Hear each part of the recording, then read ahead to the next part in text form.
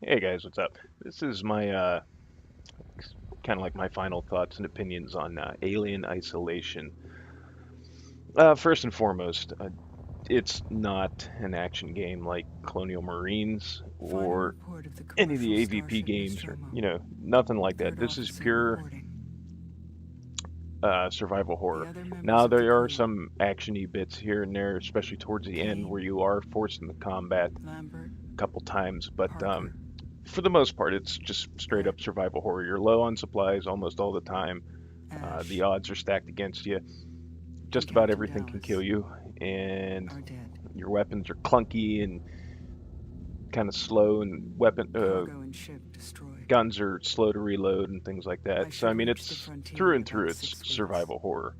Um, With a little luck, the network will Without pick me up. getting in the spoilers, I'm going to try to give a This is general Ripley, impression of the game, and last we'll go from survivor there. of the Nostromo, First and foremost, signing when off. you get to the station, there are three threats. Those are humans being the least amount of danger because they're squishy just like you, and they're kind of, I don't want to say they're stupid, but they don't seem to pick up on you as fast as the other two threats.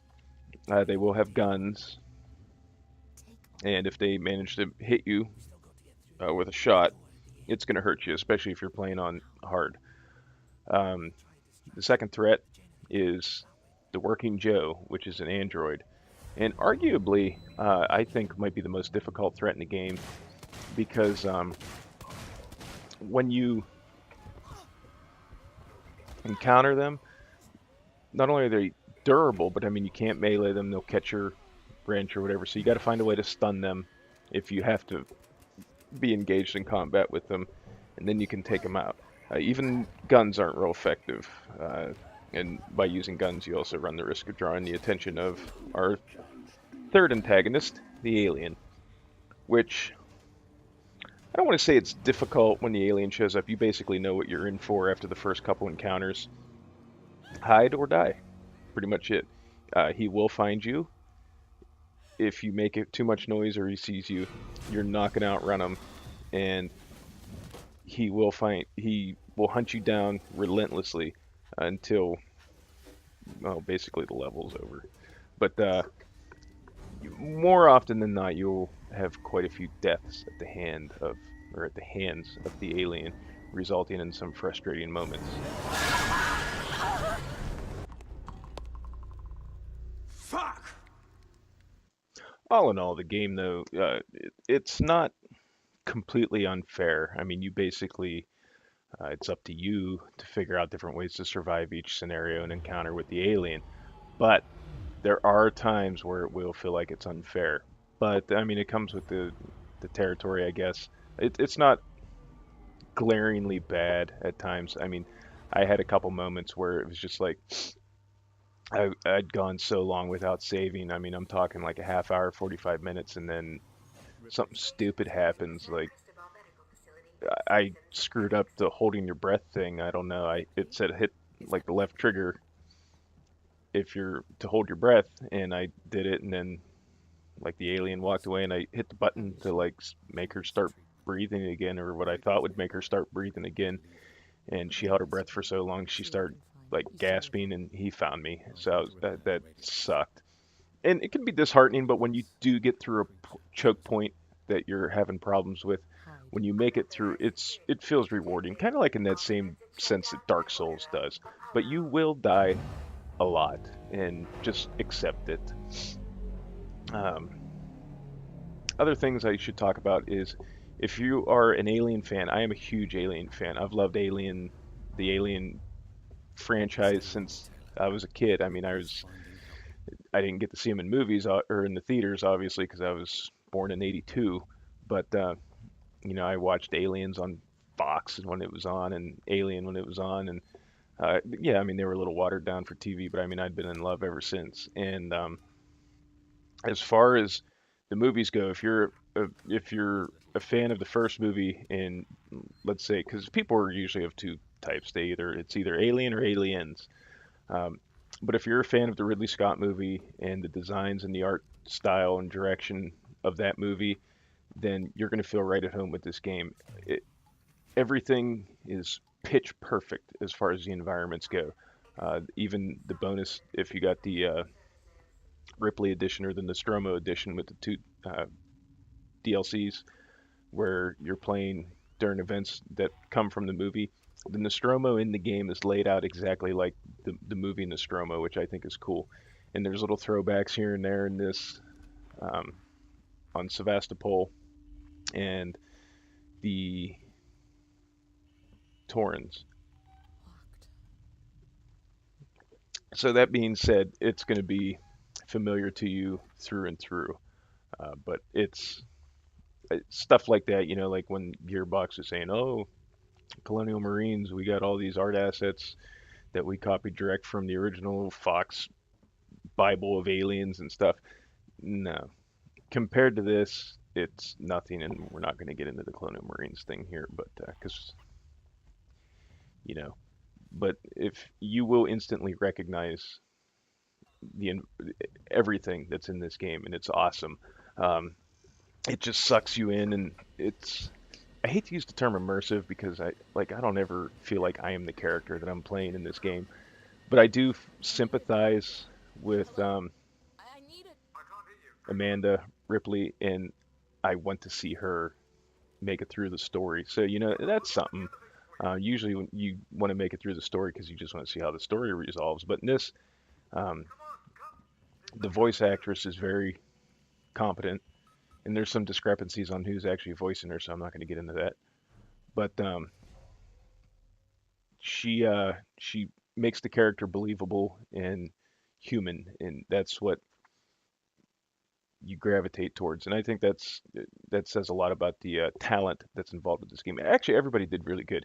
The only disappointment I had was they brought back all the original cast that would still be alive during the events of the uh, Crew Expendable and The Last Survivor DLC. And while it's cool because those people were back together, like Veronica Cartwright, Fat Kodo, um, Harry Dean Stanton, um, Tom Skerritt, Sigourney Weaver. Ian Holm didn't come back, and I wonder if it has anything to do with, because the one thing I noticed, with the exception of maybe Sigourney Weaver and Veronica Cartwright, they sound old, and I know they're old because Alien was made 35 years ago, so these people are in their 60s and 70s. I understand that, but it's weird hearing like these voices that are older coming out of these characters that are supposed to be in their late 20s, early 30s.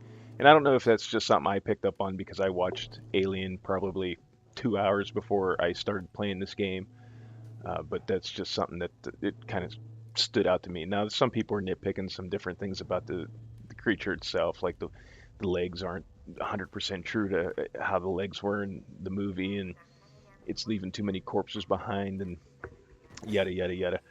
But that stuff doesn't bother me.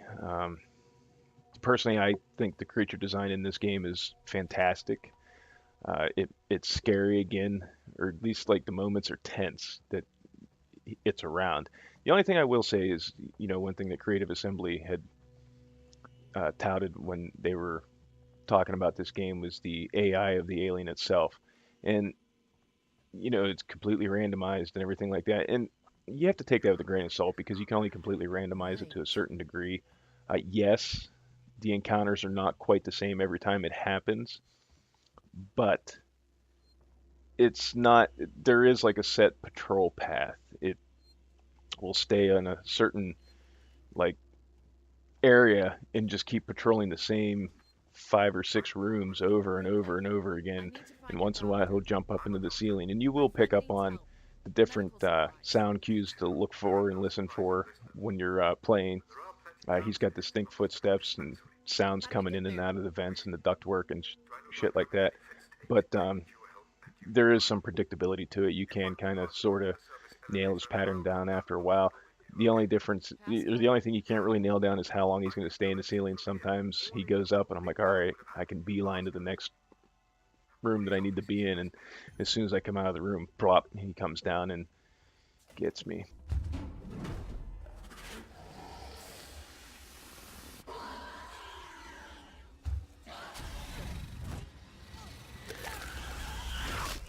everything you do in this game has a risk.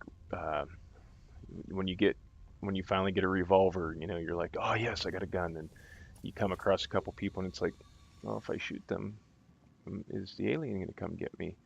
Uh, you know, and you have various items you can distract them with, noisemakers. Um, the flamethrower will scare them off. The pipe bomb will scare them off. You can plant those. The crafting system's pretty. Generally, what I do is I just find a nice place to hide, and then like under a gurney or a bed or something like that, and or a table, and then I'll craft my items. For the most part, you will always be, like I said, you will always be low on certain supplies or certain items that you crafted, but you have to use everything wisely. But it's not, like I said, it's not unfair. When you use a terminal, you run the risk of being impaled from behind. There's an area at one point in the game, the door behind you does not close, and it taunts you with a save area. You have to access the terminal, and then after you access the terminal, a wall, like a kind of like a wall safe type of thing, opens up. After you punch in a code, and then you have to get a card out of there, and all the while he can run up behind you at any moment. So I mean, there's always a tense situation like that, and you never know, like, is this going to be the time? There was a couple times where, like I said, it'd been so long since I saved. I'm like, fuck it, I'll risk it. And the save system will tell you if there's hostiles nearby, but you have to watch because that could mean anything from the alien all the way to a security camera. And the alien might not even be on the ground. He could be up in the ceiling and it'll still say hostiles nearby. So everything has a risk involved with it. But if you pull it off, then you feel accomplished, which is nice. If you have to have a punishing experience, it's nice to be able to feel that sense of accomplishment after you complete whatever task is at hand. So I mean, there's that, but you'll find yourself exercising a lot of caution, and this is why I didn't upload like a complete playthrough either. Like I said, it's one thing to play it and experience it. Everybody should, but to watch it, it's not the same at all. You don't have that tension and that feeling of like what's going to happen next, and you can't get that from watching a playthrough of it, I don't think. Now, if you're only interested in the story and you don't give a damn about the uh, gameplay, or you just aren't interested in the survival horror elements of it, then I guess by all means watch a playthrough or go on Wikipedia and read a plot synopsis. But I highly suggest you should play it. But it's a well-written story, which let's get into that. As far as the story goes, like I said, I'm not going to get into spoilers, but I thought, and there's some debate, like, is the game too long? I thought the first, like, 8 to 10 hours, depending on how fast you get through the game, was actually really well done. The last 5 to 7, again, depending on how long it takes you to get through, not so, it didn't really match up with the first part of the game, 2/3 of the game. But that's all going to boil down to personal taste. As I stated earlier in this discussion, uh, you're kind of forced into some combat scenarios towards the end, and there's some twists that happen that kind of forces your hand. And if the combat was refined a little bit more, it probably wouldn't be so bad. But I understand why combat is the way it is. It's not a combat-centric game. But at the same time, if you're not going to make it focused on combat, don't force it at the end of the game. But to each their own. Everybody, your mileage may vary. Everybody's gonna have a little bit a different opinion about the last third of the game. Overall, I don't think it's too long. I think they kind of ran out of steam with the story though, so that sort of suffered towards the end. Like I said, about 2/3 in, about 8 to 10 hours. There seems like there's a logical conclusion to the narrative, and it almost kind of seems to me that's where Creative Assembly wanted to stop, I think.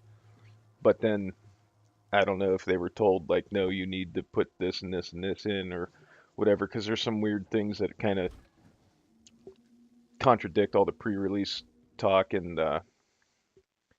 like me personally, I think that last third of the game is just completely different than the first two. That it just seems like almost like they were forced into something. And I'm not trying to say they were or they weren't. I'm just saying that's the impression I got. But it's not unenjoyable. You can still have fun with it, and it's still that tension's still there. And the game is a very. I don't want to ever say I was scared playing the game, but you're on edge the whole fucking time. Kind of the same way I was on edge the very first time I played Dead Space, or as much as I hate to say it, Slender Man, Slender the Rival, because you're just. I think to me, waiting for something to happen is worse than when it actually happens, and that is something that Alien does very good in this game, or the Creative Assembly does very good in this game, is the anticipation for something to happen is what gets you the most. And a lot of times nothing does happen, but when it does, it's awesome. And there is some pros and cons. You know, like I said, the combat's kind of wonky, the weapons are clunky and slow, and you know, your supply. But well, limited supplies isn't really a negative. But and there's like I said, that last probably third of the game has some iffy moments. But what the game does right far outweighs any missteps that the game has at any point. You know, in those first uh, 7 or 8, 9, 10, I can't remember how many missions there are, but that those first parts are so good. I think that's what makes that last third seem kind of meh. But if you are a survival horror fan and you have even the smallest interest in the Alien series, I think you might enjoy this game. Play around with it. You don't have to immediately jump in on hard. You know, they say hard mode is the suggested experience and stuff. I've heard of people having rubber banding issues with the Alien, where they'll check their tracker and it's like a meter away, and then they walk out of a room and it's right there. I didn't have any of those experiences. I tinkered around with different difficulties. They all kind of felt basically the same to me, other than the frequency and when it decides to come down out of the ceiling. But you will spend a lot of time hiding because that's really all you can do until you get certain items to scare it off. But I think too, part of the fun is coming up with different ways to deal with the situation, and that's something that is kind of neat to experiment with after you finish the game, or even when you're partway through it, if you don't mind the dying. There's a couple times like I experimented with. There was a save spot, and I could provoke the alien down out of the ceiling, so I saved, and then I kind of tested to see what I could and couldn't get away with. Now you do run into situations where what worked before might not work again. One time, like I mentioned, hiding in the locker, I kind of screwed up the breathing thing, and he found me. I had times where um, you drive him off and he still kills you, or you know, his head sometimes, if you're hidden in a locker, or these little short crates that I'm still not sure how she fits in, they his head might clip through, but it doesn't like cheese and automatically see you. So there is some little glitches here and there, and I've seen reports of stuttering issues during the cutscenes on all platforms, but I myself didn't experience any of that. So all I can say is just kind of, if you have an interest in the game, There's gotta be another way you inside. know, just look around, read some reviews, watch some videos, and make your own informed opinion. I wouldn't go too far in depth. You don't want to spoil the story, but I think I have no issues with the money I spent on this. I am happy with my purchase, and I feel a lot better spending the $67 on this for the, I don't know what the Steam edition was called, but it came with the Crew Expendable and the Last Survivor DLC, as opposed to the $10 I spent on Colonial Marines. But hopefully, you know, this is a step in the right direction, and I'd like to see another one. Hopefully, they fix their mistakes and their low points in this game and make a better game for everybody involved. and try not to get too frustrated. It's just all part of the learning experience. But anyways, guys, I want to thank you all for watching, and if you have any more questions about Alien Isolation, and you've been checking out the couple videos here and there that I've posted, just shoot me a message. All right, have a good one, guys.